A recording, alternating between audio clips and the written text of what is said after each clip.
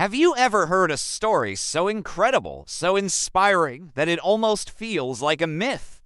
A tale of ordinary people doing extraordinary things, not for fame or fortune, but simply because it was the right thing to do. Today, we're diving into one such story, a forgotten legend from the 18th century that challenges our very definition of what it means to be a hero. This isn't a story you'll find in most history books, but it's a story that deserves to be told. Our story begins in the year 1725, in the bustling, often grim, streets of London. England was a land of stark contrasts. For the wealthy, it was an era of expansion and opportunity. But for the vast majority, life was a daily struggle for survival. Among the countless souls trying to make their way were to men, both middle-aged, whose names have been lost to the winds of time. Let's call them John and Thomas. They weren't nobles or merchants. They were just ordinary men, laborers whose hands were calloused and whose prospects were dim. They had spent their lives watching the world change around them, hearing whispers of a new world across the Atlantic America. A land of promise, a place where a person's worth wasn't determined by their birth, but by their hard work and determination. For men like John and Thomas, who had nothing to lose and everything to gain, this idea was more than just a dream, it was a lifeline. So, with little more than the clothes on their backs and a shared hope for a better future, they pooled their meager resources, bought passage on a crowded ship, and set sail for the American colonies. The journey itself was an ordeal. Weeks at sea, cramped conditions, and the constant uncertainty of what lay ahead, but their spirits were unbroken. When they finally set foot on American soil, they were met with a reality that was both daunting and exhilarating. The colonies were a rugged, untamed wilderness compared to the structured society of England. But here, there was land to be cleared, towns to be built, and a future to be forged. For the next several decades, John and Thomas worked tirelessly. They weren't looking for a quick fortune. They were builders, farmers, and community members. They took on any job that came their way, from clearing forests for new settlements to helping construct the very foundations of what would become new towns. They lived simply, saved diligently, and slowly, year by year, they built a life for themselves. They never amassed a great fortune in the way we might think of it today. They didn't become plantation owners or shipping magnates. Instead, they earned a comfortable living and, more importantly, the respect of those around them. They were known as honest, hard-working men who could always be counted on. As the years turned into decades, the political climate between the American colonies and Great Britain grew increasingly tense. The whispers of discontent that had started in Boston and Philadelphia grew into a roar that echoed across the 13 colonies. The ideals of liberty and self-governance took hold, and the stage was set for a conflict that would change the course of history, the American Revolutionary War. By the time the first shots were fired in 1775, John and Thomas were old men. They had spent 50 years in America. It was their home. They had watched it grow, and they had helped build it.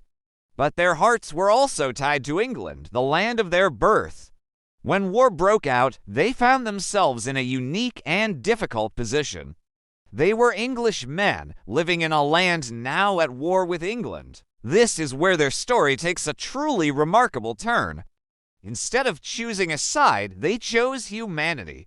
They saw the conflict not through the lens of politics or patriotism, but through the suffering it caused. They saw young men, both American and British, who were caught in the crossfire of a war they didn't start.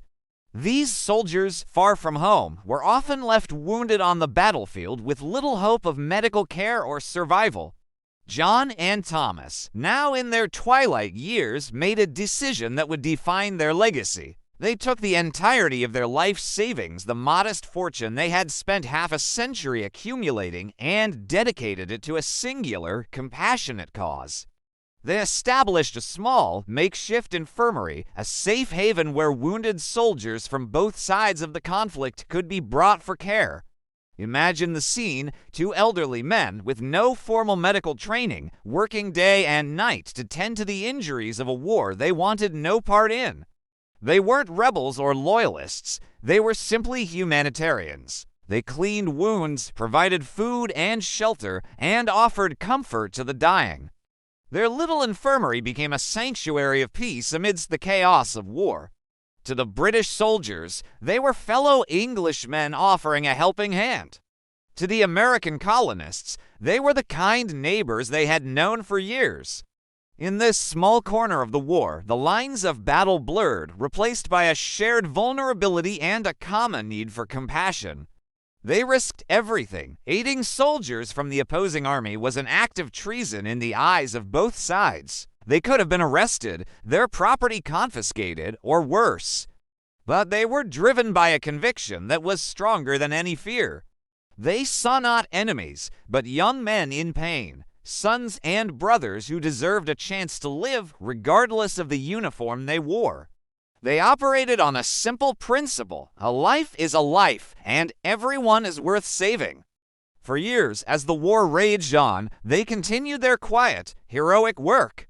They spent every last shilling of their savings. They asked for nothing in return. Their reward was not money or recognition, but the knowledge that they were making a difference, one life at a time. They saved hundreds of lives, Englishmen and Americans alike. They offered a glimmer of hope in the darkest of times, a testament to the enduring power of kindness. When the war finally ended and America secured its independence, John and Thomas were left with nothing. Their savings were gone, spent on bandages, medicine, and food for the wounded. They were once again the poor men they had been when they first left England so many decades ago. But they were rich in a way that money could never measure. They had the gratitude of the families whose sons they had returned, and the quiet satisfaction of a life lived in service to others. With the war over, they decided it was time to go home. Old and penniless, they made the long journey back across the Atlantic to England. They returned not as conquering heroes or wealthy adventurers, but as to humble men who had given everything they had for the sake of others. They slipped back into the anonymity of London, the city they had left as young men full of dreams. They lived out the rest of their days in obscurity, their incredible story known only to a few. And this is the most poignant part of their myth. Their names, John and Thomas, are just placeholders I've used.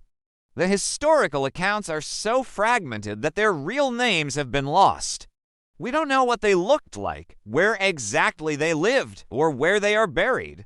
Their identities have faded into the mists of history. But their legend, the story of their selfless actions, lived on. It was passed down through generations, a local tale of two Englishmen who went to America and in a time of war chose to save lives instead of taking them. Their myth survives, but their names do not. And in a way, isn't that the purest form of heroism? They didn't do what they did for fame. They didn't want their names carved into monuments or celebrated in history books. Their actions were entirely selfless. Their anonymity is the final proof of their incredible character. True heroes often work in the shadows, not for the applause, but because their conscience demands it. This story reminds us that heroism isn't about grand gestures or public recognition. It's about compassion, courage, and the willingness to help others, even at great personal cost. It's about seeing the humanity in everyone, even our supposed enemies. The myth of these two forgotten men is a powerful legacy. It challenges us to look for the quiet heroes in our own lives and to ask ourselves what we are willing to do for the good of others. Their names may be lost, but their spirit of selfless compassion is a light that can never be extinguished. Thank you so much for joining me on this journey into the past. If this story moved you, please give this video a thumbs up and consider subscribing for more tales of forgotten history. What does being a hero mean to you? Let me know in the comments below. Until next time, stay curious.